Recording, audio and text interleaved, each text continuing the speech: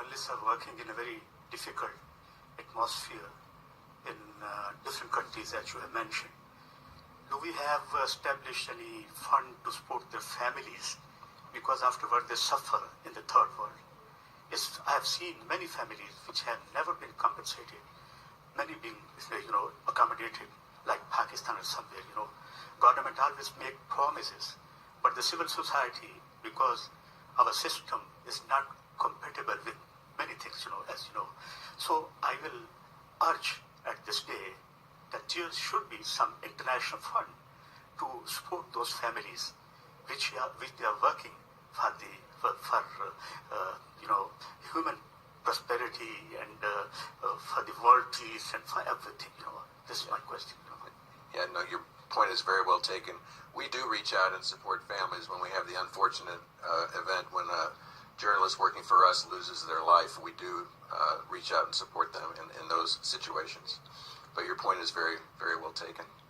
John, could I just make a comment just off that? Is one of the good trends that we're seeing, and this would be something I'd love to present to the private sector, is private sector engagement with journalists. The big ones, Naive Gates, but now we've got Omidyar, we've got Stanley Foundation. A lot of private foundations are getting into this media world, and I think that's a terrific, I love your idea, and I think it's a terrific private sector project. That's a great point. Yeah, go ahead, Michael.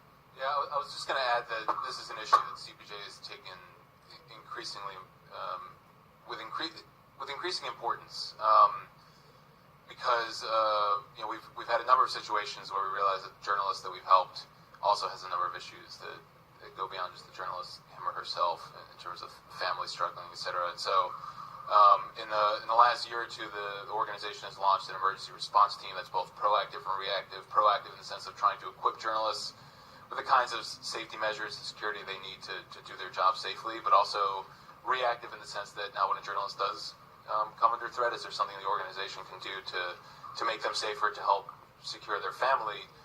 CPJ is part of a broader journalists in distress network of civil society organizations. They're working on these cases together, and each of these organizations has different kinds of capacities, and so there's a lot of information sharing behind the scenes that you don't necessarily see out in public just because it would potentially endanger the journalists and their family, but there's a lot going on behind the scenes, particularly between civil society organizations to help journalists and their families.